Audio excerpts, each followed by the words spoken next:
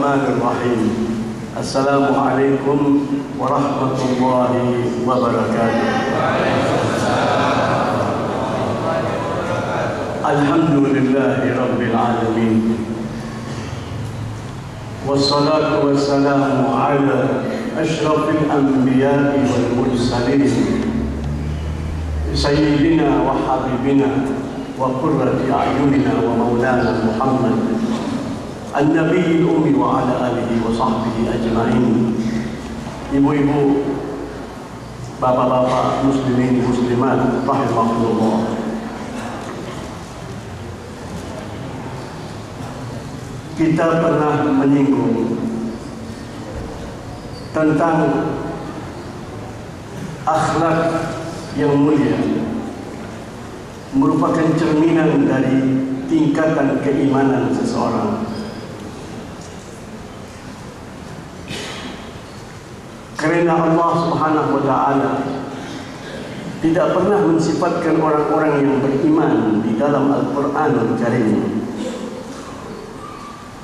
kecuali dengan menggambarkan mereka sebagai pribadi-pribadi yang sangat berakhlak. Demikian juga Rasul sallallahu alaihi wasallam tidak pernah beliau berbicara tentang akhlak kecuali dikaitkan dengan keimanan kepada Allah serta keimanan kepada hari kemudian.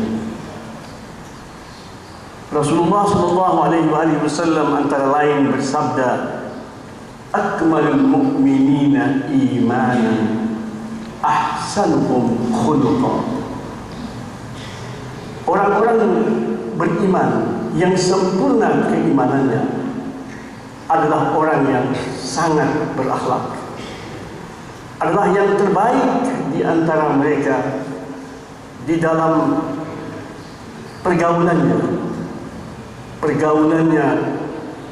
terhadap keluarganya, pergaulannya terhadap tetangga dan sahabat, pergaulannya terhadap umat manusia, bahkan pergaulannya terhadap alam semesta ini yang merupakan cerminan dari pergaulannya terhadap Allah Subhanahu wa Ta'ala.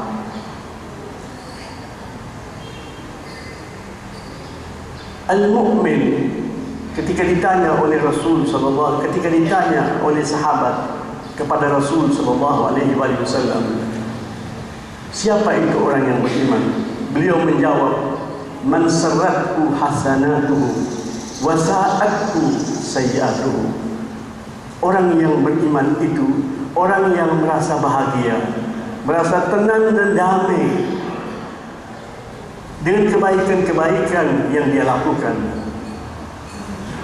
kebaikan-kebaikan yang juga tercermin dalam pergaulannya terhadap sesama umat manusia, dan yang merasa sedih, galau dengan keburukan-keburukan yang timbul dari dirinya.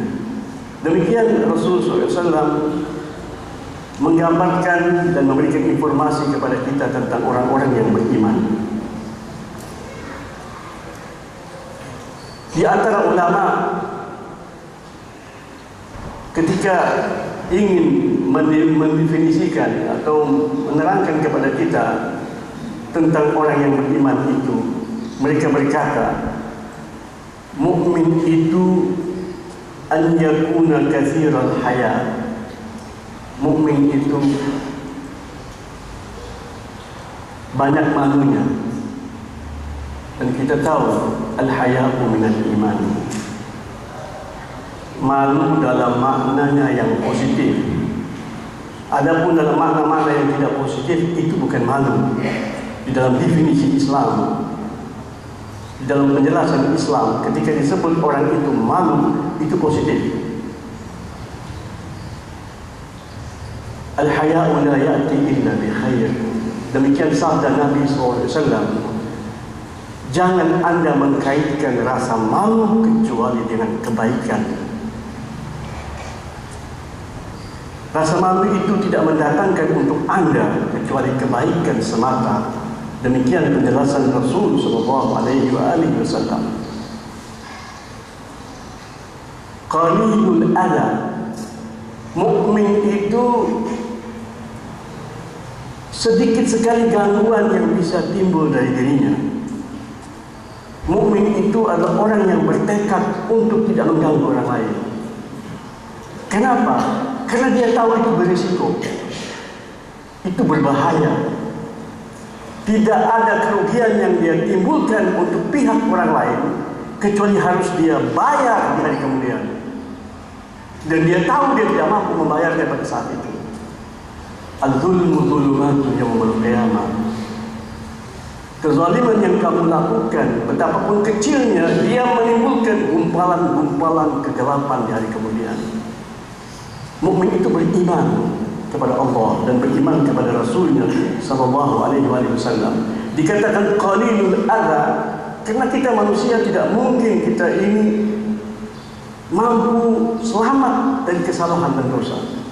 Maka kalaupun ada adza, yaitu gangguan bagi pihak yang orang lain, itu tidak disengaja, atau di saat dia jatuh, dia sangat lemah dan dia akan sangat menyesal. Kathirus salah saduqul lisan. Banyak kebaikan yang dia wujudkan karena dia ingin menjadi orang yang saleh. Bisalah yakunu salihan. Dengan kebaikan, dengan perbaikan yang dia lakukan, dia dinilai saleh oleh Allah Subhanahu wa taala. Wa alhiqni bis-salihin. Itu doanya, ya Allah, gabungkan aku dengan hamba-hambamu yang saleh. Saduqul lisan, sangat jujur di dalam ucapannya. Maka dia tidak berucap kecuali sangat dia perhitungkan lebih dahulu. Yang dia lihat untung dan rugi dalam penilaian Allah Subhanahu wa taala. Qalilul kalam, katsirul amal. Sedikit bicaranya, banyak kerjanya. Qalilul zalal, qalilul fudul. Sedikit salahnya, yaitu kesalahan-kesalahan yang tidak disengajai. Dan apabila dia sengaja, maka dia sangat menyesal. Qalilul fudul, dia tidak mau cari tahu sesuatu yang tidak penting baginya. Tidak pernah dia mengucapkan pertanyaan yang bisa memojokkan saudaranya. Dijawab salah, tidak dijawab salah. Dia tidak memaksa orang lain untuk berbohong, maka dia tidak banyak bertanya. Dan jika orang tidak menjawab, dia segera memakluminya. Barran wasulan waquran. Sangat gembira dan sangat bahagia jika mengabdi kepada orang lain. Sangat menjaga hubungan silaturahim, bukan saja terhadap keluarga atau ahli famili, tapi terhadap sesama umat manusia. Berwibawa. Secara otomatis kalau orang itu sedikit bicaranya, sangat hati-hati dan memaklumi keadaan orang lain, bukan supaya dianggap berwibawa. Otomatis Allah memakaikan untuknya pakaian kewibawaan. Saburan syakuran, banyak sabarnya, banyak syukurnya kepada Allah Subhanahu wa taala. Radiyan hakiman, mudah ridhonya. Kalau kita lakukan kesalahan kepadanya, meminta maaf, dia langsung mengatakan, sudah saya maafkan sebelum Anda memintanya. Sangat pemaaf, bijaksana, rafiqan, afifan, syafiqan. Menarik di dalam pergaulan. Semua orang ingin bersahabat dengan dia. Afifan, suci ucapannya, suci makanannya. Karena itu merupakan bagian dari kehormatan yang dinilai oleh Allah Subhanahu wa taala. Syafiqan, penyayang kepada sesama. La la'anan wala sabbaban wala namaman. Tidak mudah, terlalu sulit untuk melaknati orang lain. Bahkan tidak suka mencaci maki orang lain, tidak membawa omongan, karena yang demikian itu dusta, menyebabkan perpecahan di antara sesama umat manusia. wala mughtaban, tidak pernah membicarakan tentang orang lain yang bisa menyebabkan orang lain itu tersinggung, marah ataupun sedih. Wala ajulan wala haqudan, tidak tergesa-gesa dalam tindak tanduknya, tidak serampangan, tidak hekit, tidak hasud, tidak dengki. Wala bakhilan wala hasudan, dermawan, pemurah, tidak kikir dan tidak hasud kepada sesama. Basyashan, ceria dan ramah kepada sesama. Yuhibbu fillahi wa yabghadu fillah, tidak dia mencintai sesama, tidak dia mencintai keadaan kecuali di dalam Allah, dan tidak menolak ataupun benci terhadap sesuatu ataupun keadaan kecuali karena Allah Subhanahu wa taala. Yarda fillahi wa yaghdabu fillahi, ridhonya di dalam Allah. Dia ridha, dia senang kerana dia yakin pada saat itu Allah ridha dan Allah senang. Dan marahnya pun demikian, dikaitkan dengan kemarahan Allah dan penolakan Allah Subhanahu wa taala. Fahadha huwa husnul khuluq. Ini semua adalah cerminan dari akhlak yang mulia. Rasul sallallahu alaihi wasallam ketika ditanya, wahai Rasul, apa tanda orang itu beriman dan apa tanda orang itu munafik? Beliau menjawab, innal mu'mina himmatuhu fi shalah wa siyam wal ibadah. Seorang mukmin itu fokus perhatiannya dalam gerak kegiatan hidupnya ibadah. Apapun dia lakukan persis seperti dia melakukan itu salat, zakat, puasa. Pokoknya apa saja dari kegiatan hidupnya itu dikaitkan dengan ibadah. Kerana dia diciptakan oleh Allah Subhanahu wa taala hanya untuk ibadah. Wa ma khalaqtul jinna wal insa illa liya'budun. Pernyataan Allah, tidak kuciptakan jin dan manusia kecuali hanya untuk beribadah kepada Allah Subhanahu wa taala. Tetapi wal munafiq himmatu fil ta'am wasyarab kal bahimah. Tetapi kalau munafik itu fokus perhatiannya adalah kesenangan di dunia. Mukmin juga senang di dunia. Mukmin juga bahagia. Bahkan tidak mungkin mukmin itu tidak bahagia. Ada. Ketahuilah bahawa kedamaian hati itu di dalam mengingat Allah Subhanahu wa taala. Al-mu'min mashghulun bil fikri wal ibar. Mukmin itu banyak berfikir, banyak merenung dan mengambil pelajaran dari kehidupan. Al-munafiq mashghulun bil hifzi wal amal. Sedangkan munafik itu kesibukannya adalah bagaimana menumpuk-numpukkan harta di dunia ini dan lupa kepada hari akhirat. Harapannya panjang, bukan harapan kepada Allah. Harapannya, saya masih hidup, saya masih muda, masih lama lagi saya hidup di dunia ini. Mungkin dia tidak mengatakan saya tidak akan mati, tapi masih lama. Tetapi kalau mukmin itu dia sangat khawatir kematian bisa datang dengan tiba-tiba. Dan apabila terjadi kematian, tidak ada kesempatan untuk kembali ke dunia. Wal mu'min aisun min kulli ahadin illa min Allah. Mukmin itu putus asa terhadap segala orang. Putus asa dalam maknanya yang positif, kecuali hanya kepada Allah. Dia melihat makhluk ini semuanya dalam genggaman kekuasaan Allah. Allah yang menggerakkannya. Ketika dia harus meminta bantuan kepada sesama, dia merasa Allah mengilhaminya, datang kepada si fulan dan mintalah bantuan kepadanya. Tetapi jika orang itu tidak bisa membantunya, ataupun boleh jadi tidak mau membantunya, dia akan berkata, aku keliru memahami pesan Allah, aku keliru di dalam memahami sinyal ilahi, bukan ke situ seharusnya. Maka dia tidak mungkin menyalahkan orang itu, apalagi sampai membenci. Cintanya, perhatiannya tidak akan pernah berubah. Orang itu sudi membantunya ataupun tidak, rezekiku tidak ditempatkan di situ.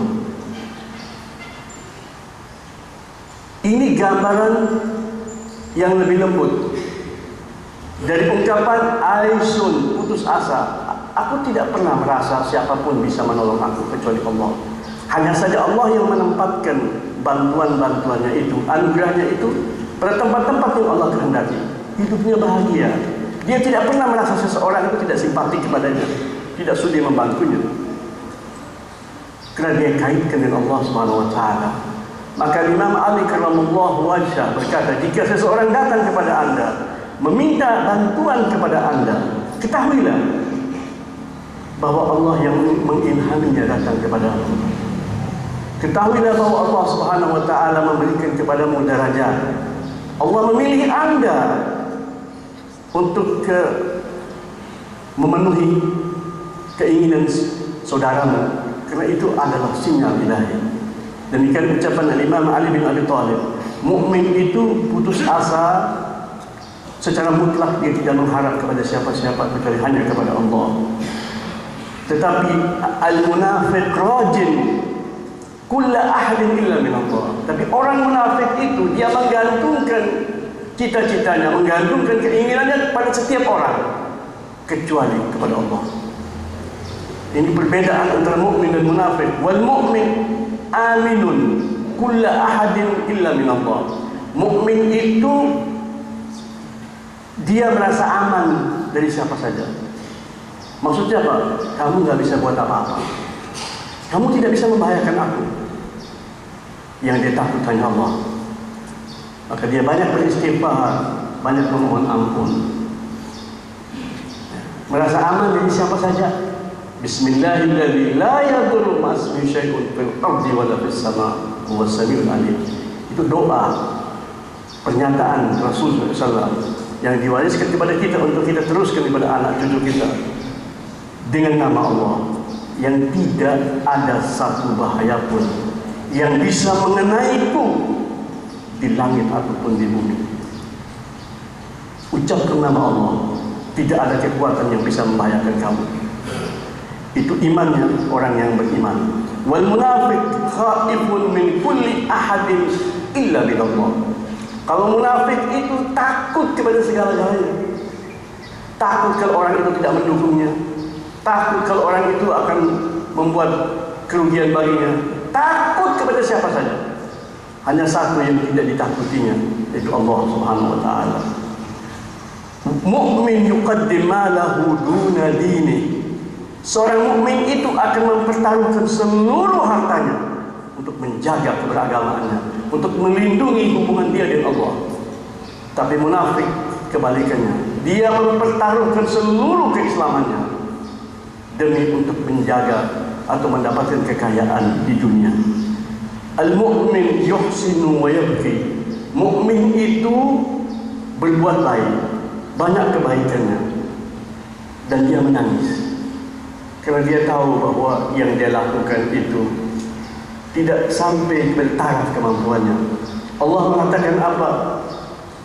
Wa a'iddu lahum mastata'tum. Persiapkanlah kekuatan untuk menghadapi musuh Allah, musuh Islam dengan seluruh kemampuanmu.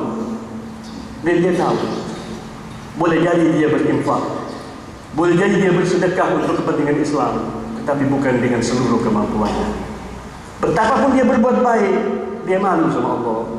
Dia menangis dan minta ampun kepada Allah Subhanahu wa taala. Wal munafiq yusi'u wa yadhhak.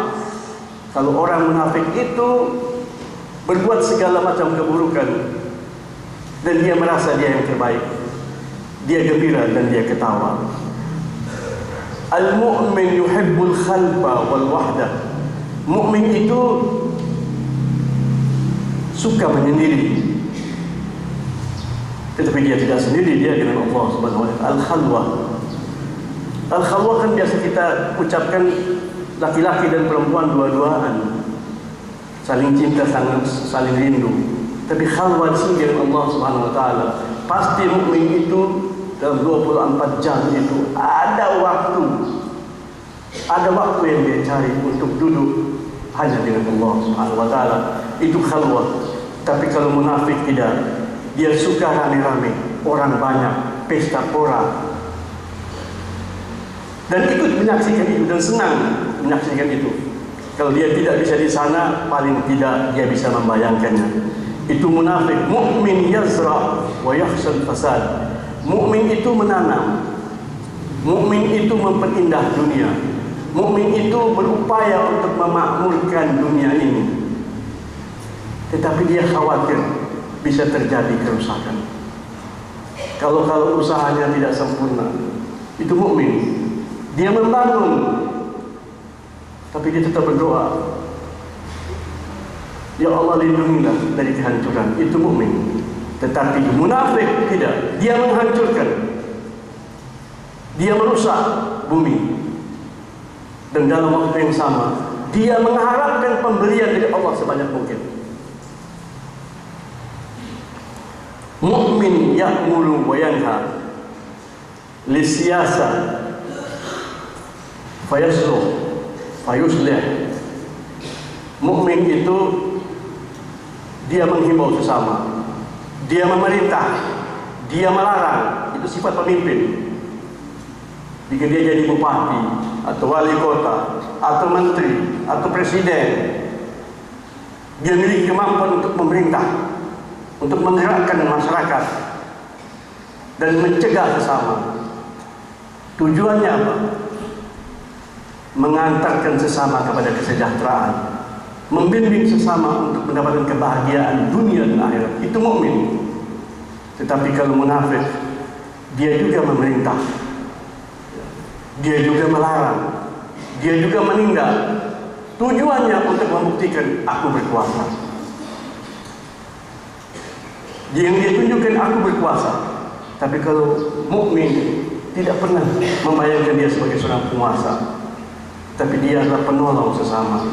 Dia adalah pengembala yang mengembala gembalaannya menuju ke tempat yang hijau, di mana ada air dan kehidupan.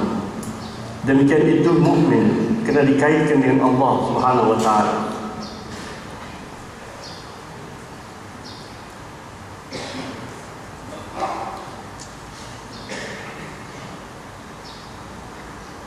Di antara sifat orang mukmin yang paling menonjol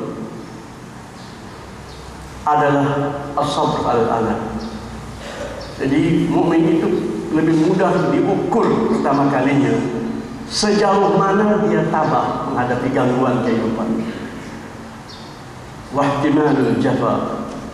Ketika sahabat, ketika famili dan saudara memutuskan hubungan, dia sangat tabah, sangat sabar. Maka dia tidak pernah membalas keburukan dengan keburukan, karena dia memiliki daya tahan untuk bersabar. Wa man syaka min su'i khuluqin, barang siapa yang senang ya, barang siapa yang kecenderungan itu berkeluh kesah, mengatakan si A nggak baik, si B nggak baik, omongannya nggak baik, itu bisa sebagai tanda, tidak selamanya. Karena ada orang yang teraniaya, dia mengadu. Allah Subhanahu wa taala la yuhibbul jahra bisu. Allah tidak suka kita banyak bicara tentang keburukan. Allah tidak suka. Illa man zulim, kecuali orang yang teraniaya. Tapi ada orang tidak teraniaya, bicaranya semua ini enggak baik, ini enggak baik, ini enggak baik. Itu bisa sebagai tanda dia tidak baik.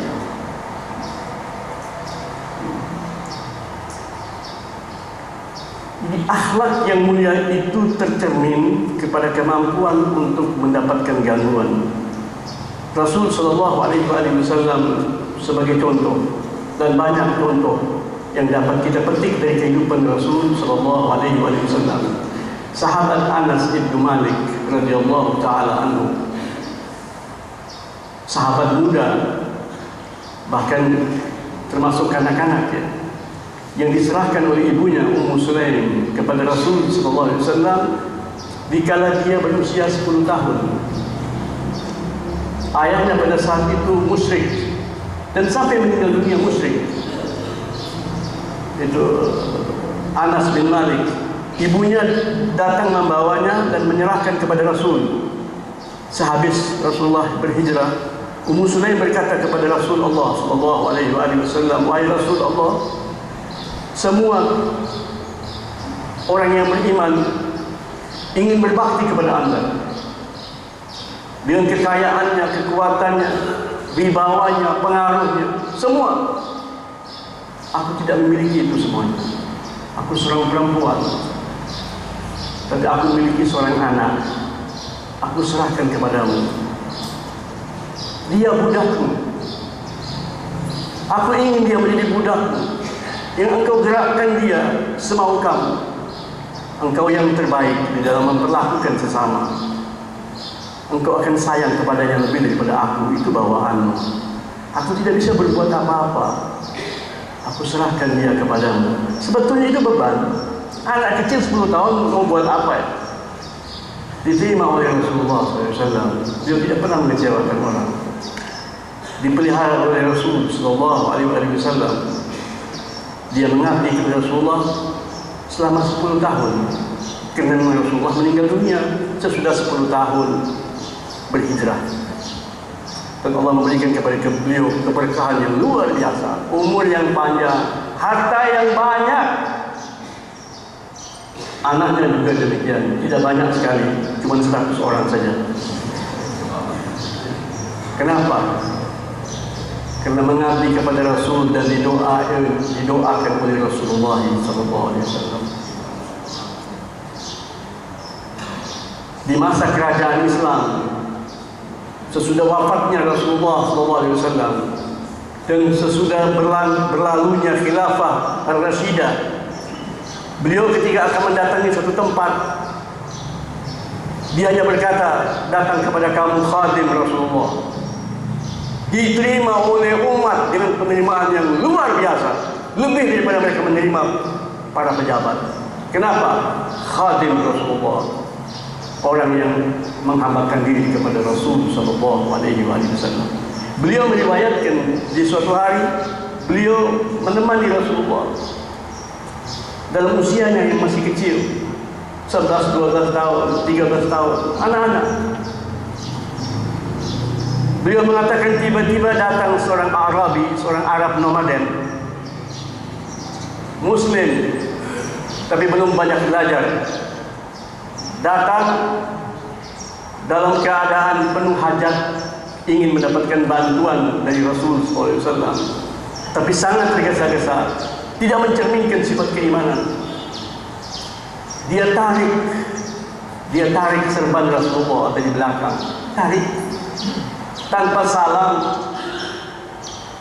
Dia tarik dengan sekeras-kerasnya. Dan Rasul SAW pada saat itu melilitkan serban di leher beliau, serban Najrani yang sangat kasar, bahannya kasar sekali. Dia tarik semacam dia menjerat Rasulullah SAW. Itu berbekas di leher Rasulullah SAW dan sangat sakit sebetulnya.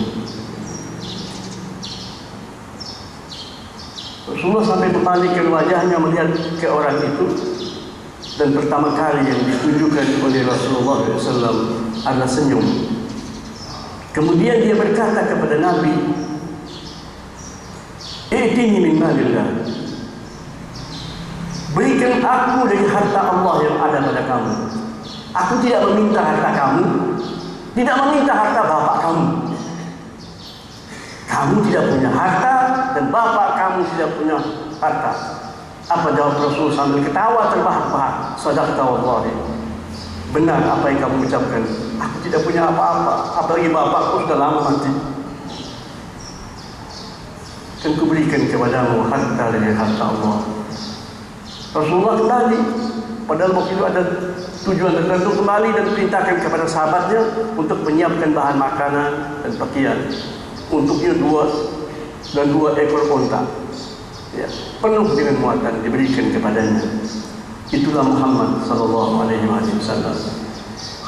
Kita semuanya tahu bahwa beliau diperlakukan dengan perlakuan yang sangat buruk ketika berdakwah di Mekah.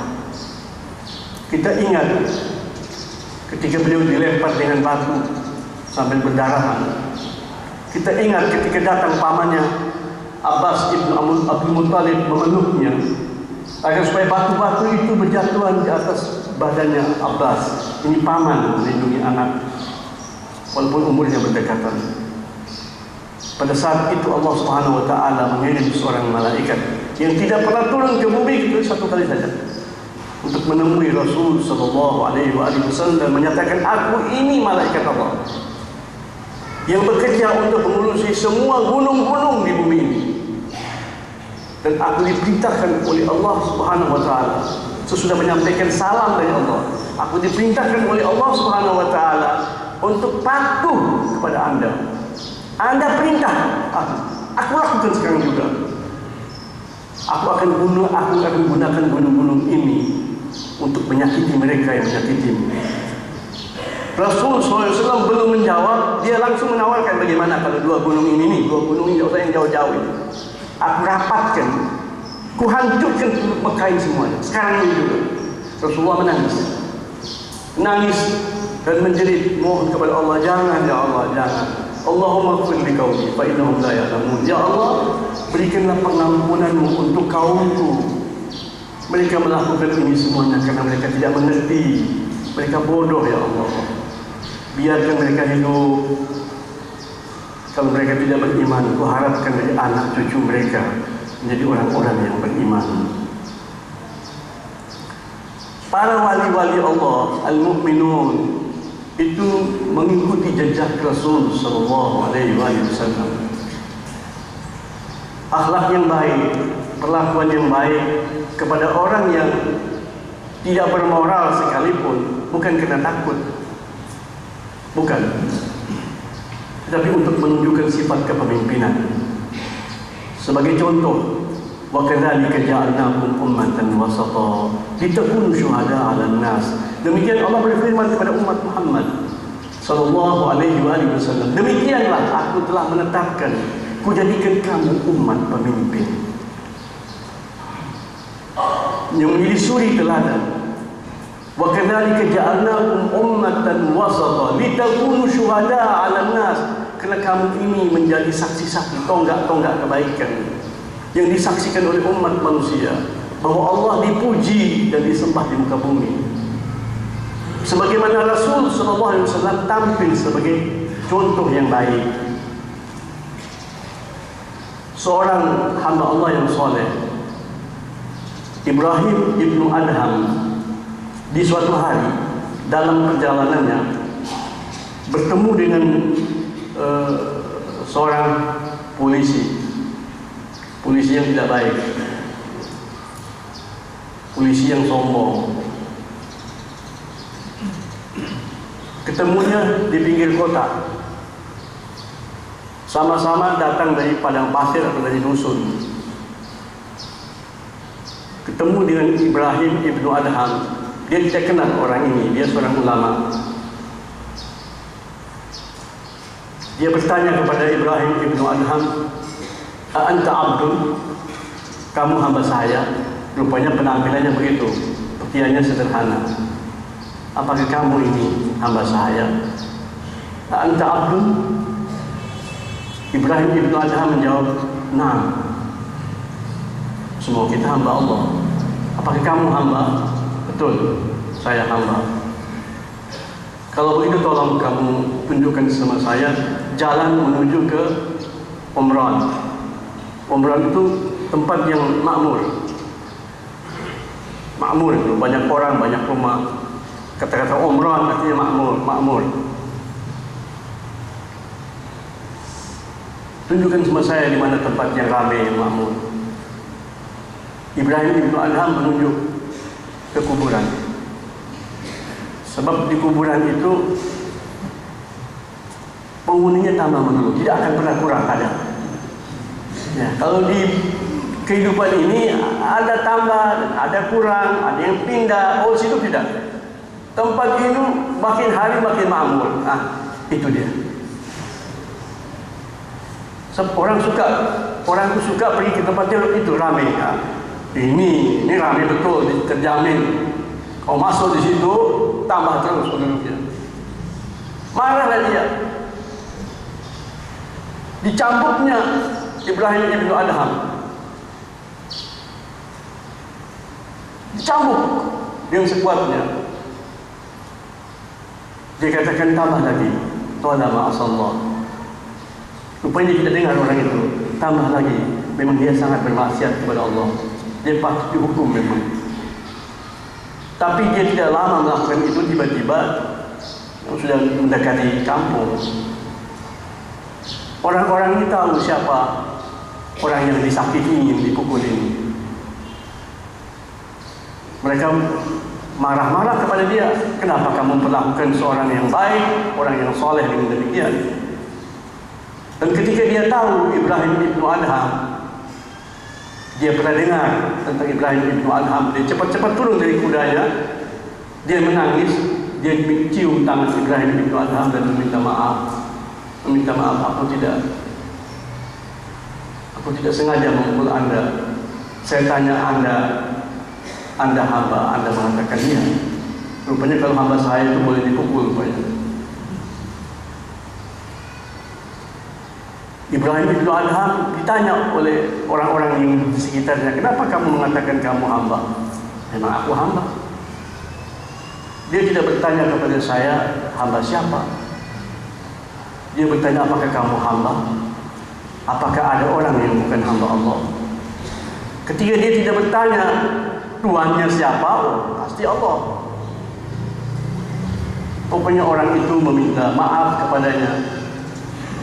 Ibrahim ibn Adham mengatakan, aku sudah maafkan Anda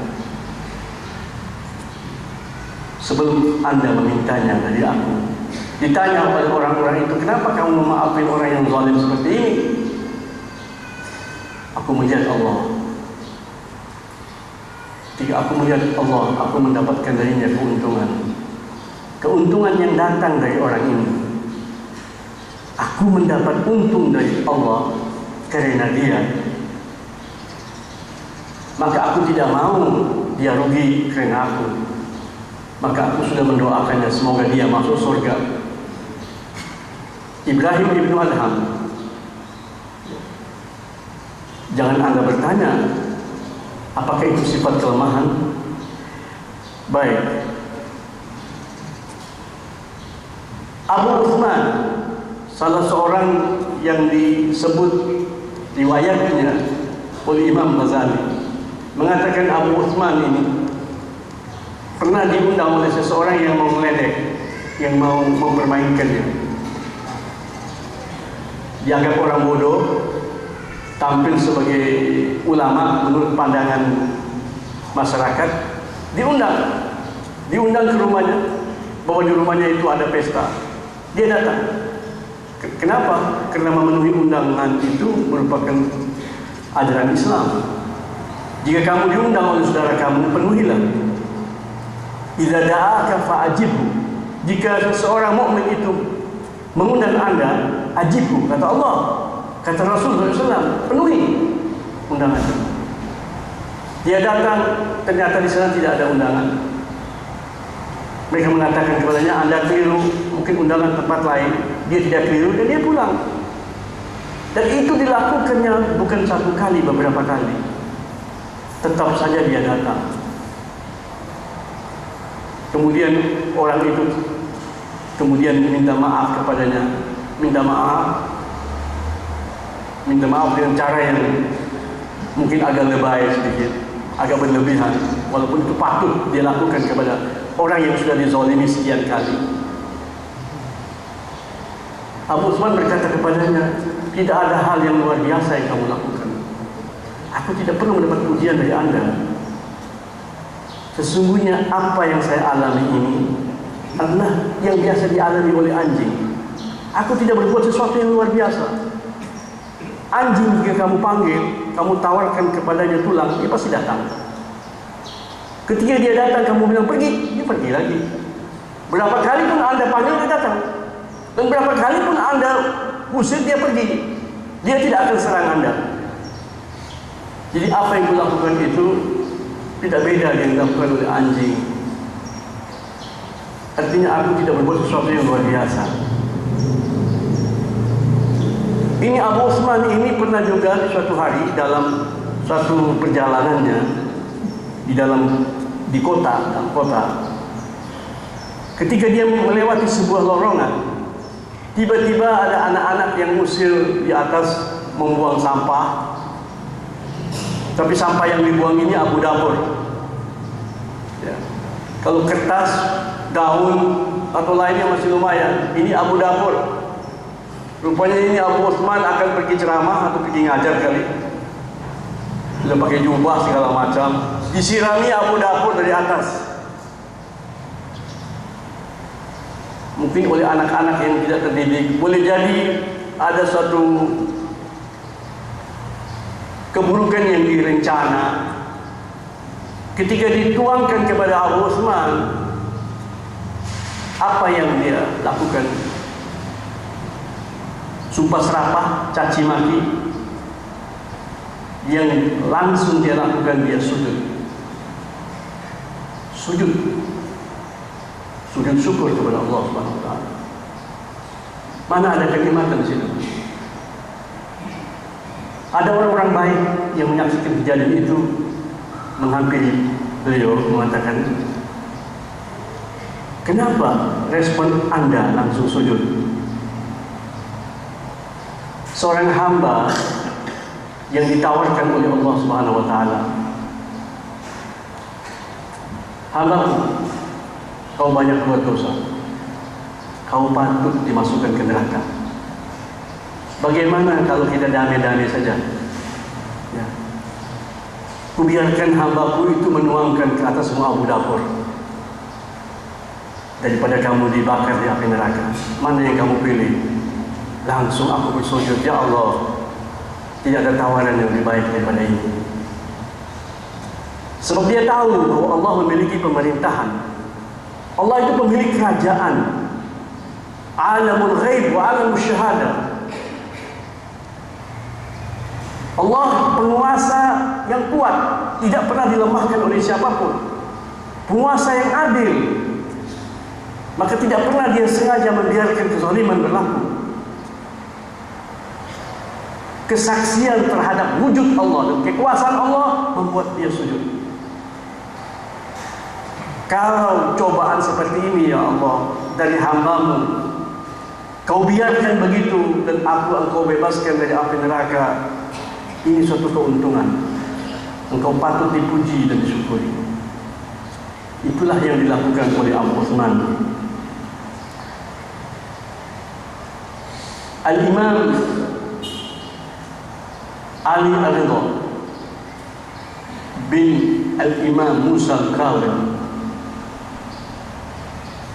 bin Al-Imam Ja'far Al-Sadiq bin Al-Imam Muhammad Al-Baqir bin Al-Imam Ali Zain Al-Abidin bin Al-Imam Ali ibn Abi Talib. Al-Imam Ali Ridha hidup di Asfahan. Beliau memiliki pemandian air panas yang sengaja dibuat untuk orang-orang yang tidak mampu untuk bermandi pakai air panas. Kan tempatnya dingin di sana. Dan tidak semua orang pada saat itu mampu membuat pemandian air panas. Dan untuk itu dia sediakan para khaddam, orang-orang yang mengabdi kepadanya untuk memberi servis kepada orang-orang yang mandi. Dan di tempat yang sama juga dia mandi. Jadi pemandian ini dibuat untuk dirinya dan untuk sesama orang yang memerlukannya. Di suatu hari ketika sepi, tidak ada lagi orang yang mandi di saat tertentu, Dia berkata kepada khadimnya, pembantunya, kamu istirahat ya, saya mau mandi. Dia persiapkan air sendiri, semua dia lakukan serba sendiri, walaupun dia punya pembantu. Karena pembantu itu tujuannya untuk mengabdi kepada sesama manusia. Dia mempersiapkan air apa semuanya, air panas ya. Nah ketika dia mau mandi, ini kata pembantunya, aku mau istirahat deh, aku mau jalan-jalan. Pergilah dia. Al-Imam Ali Ridha itu sendirian di dalam. Ketika dia sudah mempersiapkan air mau mandi, tiba-tiba datang orang musafir dari jauh, penuh keringat, capek, masuk, lihat seorang budak lagi sedang sibuk, dan dia tahu di sana ada pemandian umum yang cuma-cuma disiapkan. Dia datang, dia ini adalah seorang pedagang, langsung budak, cepat siapkan air, saya mau mandi ini. Jangan lama-lama ya, waktu saya cuma sebentar. Iya Pak, demikian jawab Ali Ridha. Dia persiapkan itu air semua, dia bilang silakan masuk. Dia bilang baik. Kemudian agak terlambat kamu, masuk. Orang itu mandi. Nah, mandinya lama biasanya. Datanglah ini pembantunya tadi melihat tuannya Ali Ridha lagi sedang melayani orang itu. Dia ketakutan. Dia sebetulnya ini budak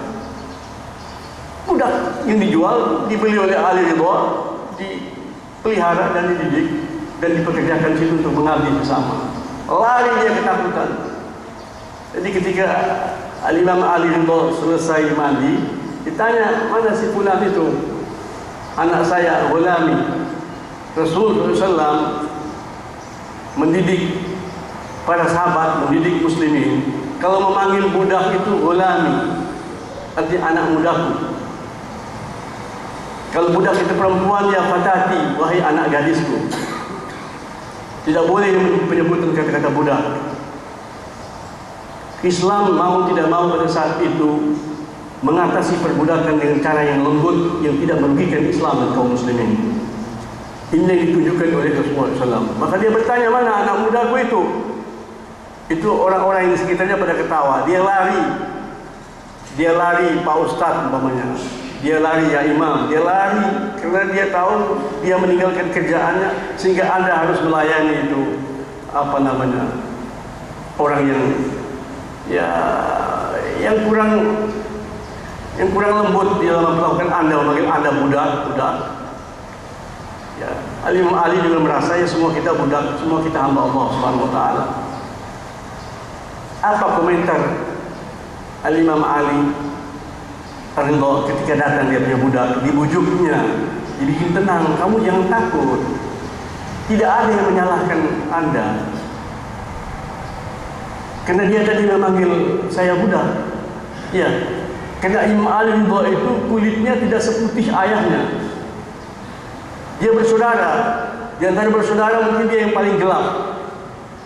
Karena ayahnya Musa Al-Kadhim memiliki beberapa istri, tapi dia yang imam,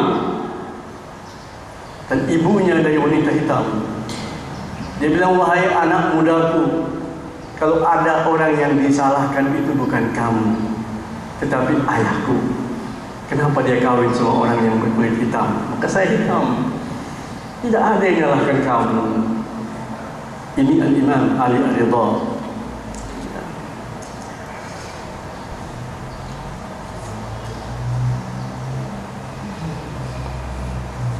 Ada seorang Muslim, pekerjaannya tukang jahit. Abdullah Al-Khayyat. Abdullah tukang jahit.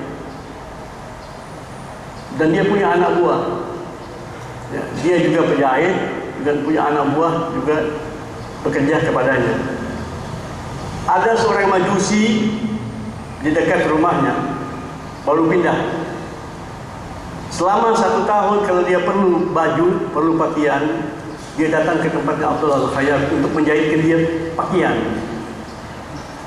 Dilihat orang ini lugu, orang ini baik, orang ini sopan, dia anggap ini tukang jahit bodoh. Setiap dia menjahit, dia bawa uang palsu, bayarnya pakai uang palsu. Diterima oleh Abdullah Al-Khayyat, diterima. Tidak pernah dia katakan ini uang palsu. Sudah beberapa kali dia menjahit di situ. Nah, di suatu hari, dan dia pilih Abdullah Al-Khayyat. Kenapa? Dia bos, jahitannya lebih bagus mungkin. Ya. Satu ketika dia menjahit juga kepada Abdullah Al-Khayyat. Namun ketika dia datang mengambil hasil jahitannya, Abdullah Al-Khayyat tidak ada. Dia sudah persiapkan itu uang. Dalam hatinya apa? Ini bosnya ini bodoh, apalagi pembantunya. Maka dia tenang-tenang saja, dia bayar dia uang palsu. Oh, ternyata ini pembantunya Abdul Khayyat ini, dia kaget, pintar. Dia bilang, ini apa ini?